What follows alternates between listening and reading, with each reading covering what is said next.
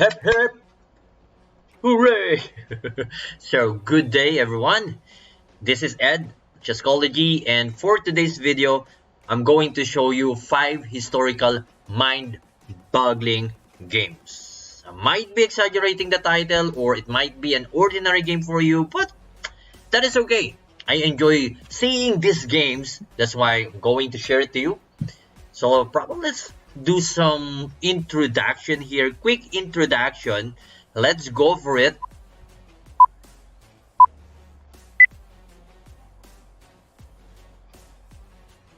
Alright, so this first game, it happened in Paris, 1924, between Gabod, I'm not Gibod, Gibaud, I'm not sure. I'm sorry if I mispronounced the name, versus Lazard. And Lazard, is that a familiar name, Lazard? Let's see.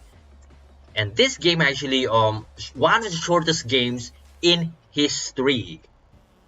Let's talk about Lazard, because after this opening, so it's I'm using the leeches, all right, leeches.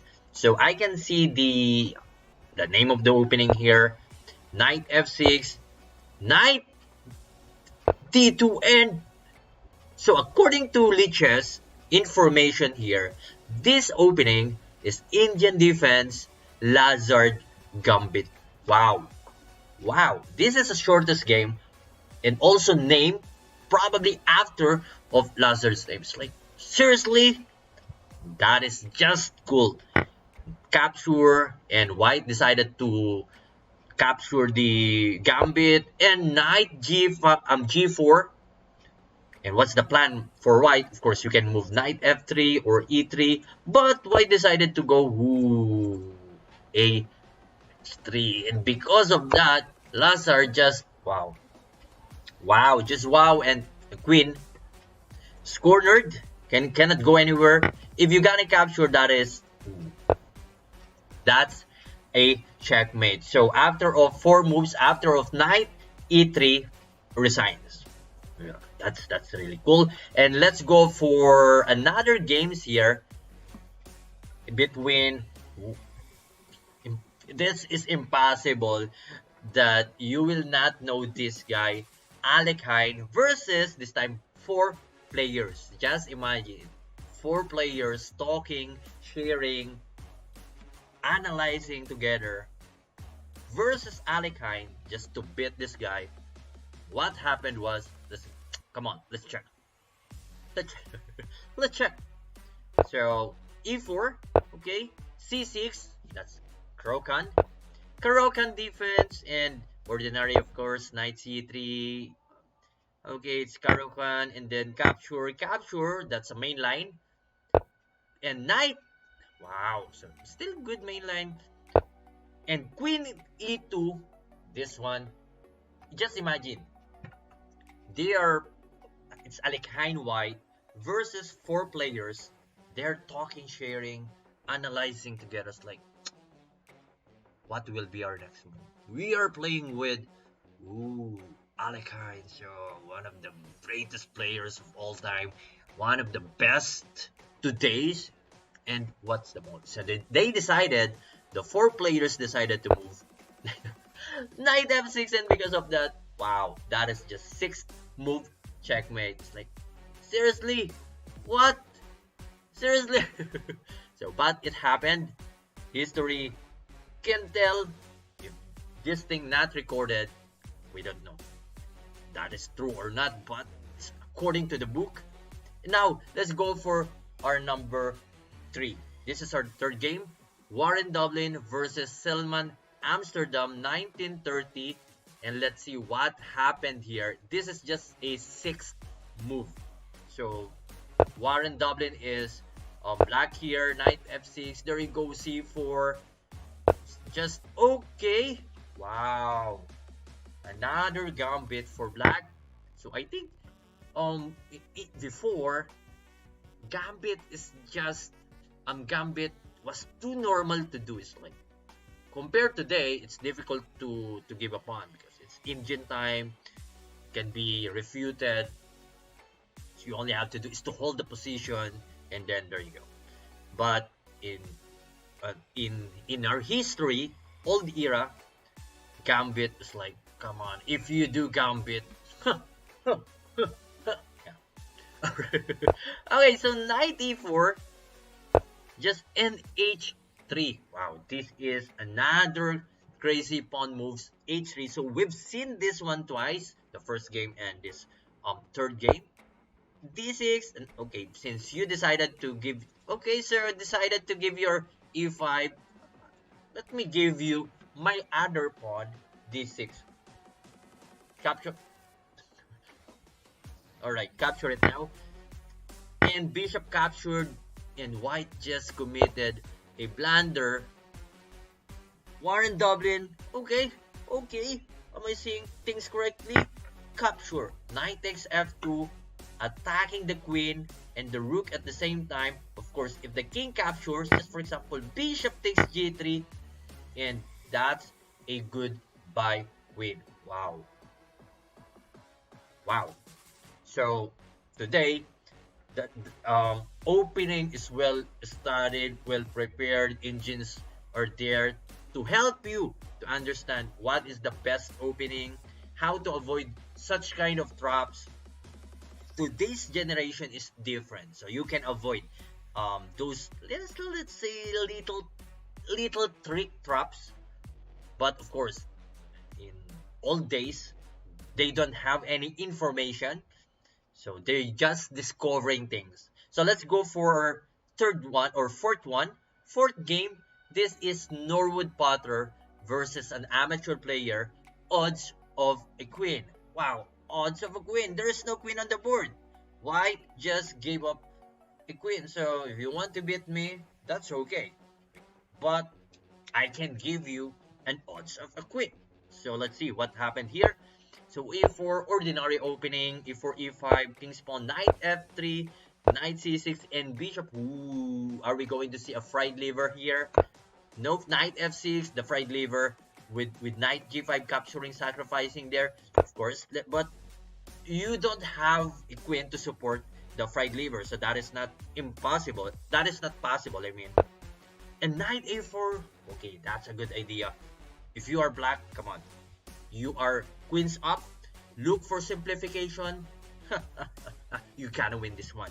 However, after the knight a5, white decided to capture knight takes e5. It's like, what a fearless move by Norwood. I even gave you my queen, its odds, its handicap. So that is okay. If you want to capture the bishop, that is okay. That is totally fine for me. Knight takes, so black decided, okay, so I will not, just hold on, I will not capture your bishop yet. I will capture the pawn. But after of d3, knight c5, things happen unexpected. This king will travel going here and checkmate. This is a nomad king, the traveling king. This is not basketball with a traveling thing, but the king will travel around the world, around the chessboard.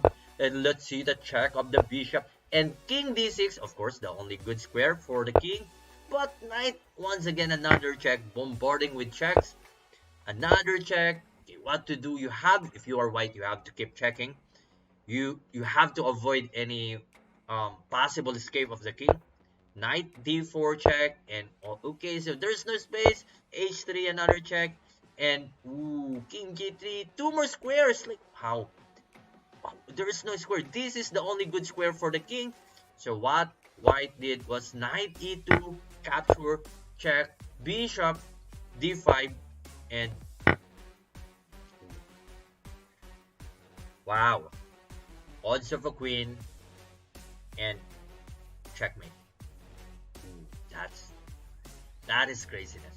So let's go for our last game here, and it happened actually in there's no date, but it is between Barnes versus an amateur player. It's odds of a rook and a knight. So there's no rook on a1, there's no knight on b1, but Mr. Barnes still won a game.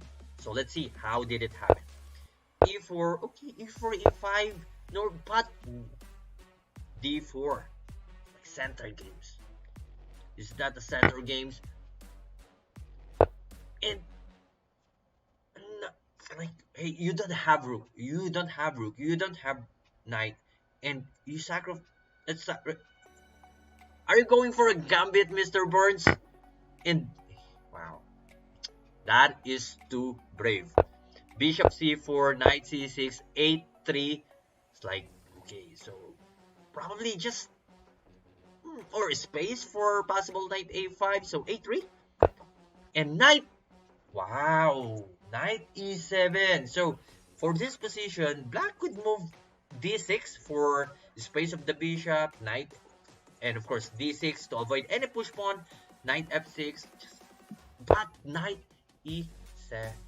Wow. So knight f3, normal development. You don't have your rook, you don't have your knight. You have to improve your position. a6. Ooh, there's no knight f6 yet. There is no d6 yet on the board. Castling in. Wow. This bishop might go here. Wow, that's a good place and square for your bishop. That's a long diagonal shot. And bishop a2, pot c6. Ooh, what is the plan of black? And knight g5 attacking the f7. That's a checkmate. But what the black would do here, knight h6. So in this position, you can move d5. It's more active, of course. There's d5 blocking the pathway of bishop towards to f7 and avoiding the the checkmate. Knight h6, and then the queen is coming. Hey, this is checkmate. This is checkmate. You have to do something. And queen a5, giving a little bit square for your king. Rook e1. Wow, rook e1, for example, capture here. Let's just say rook e1, capture, and queen takes this king. This knight cannot go because of the pin. So that's I guess that is the plan. But ooh, that's over. After rook e1, there you go. C takes b2, and this queen attacking the rook with a possible checkmate, and this pawn attacking the bishop, and rook d1. What? Are you going to give your bishop for free? You don't have rook, you don't have knight, and still. Ooh, let's see. Queen takes, pawn takes bishop, and another queen on the board for black, but white didn't care at all. I don't care. If you want to have another queen, that's okay. That is okay. Queen f7, knight takes f7, bishop takes f7, and wow, at one move checkmate, because the pawn cannot move an inch here. It's pinned. It's being pinned down. Whew. So that is the reason why I called it a mind-boggling games. I'm not sure though if I'm still exaggerating my title, but for me, I'm just too excited seeing those games, and that's really cool, right? So if you want to subscribe, if you really enjoy this video, I mean, you can subscribe. Thank you so much. This is Ed and Chesscology. Thank you.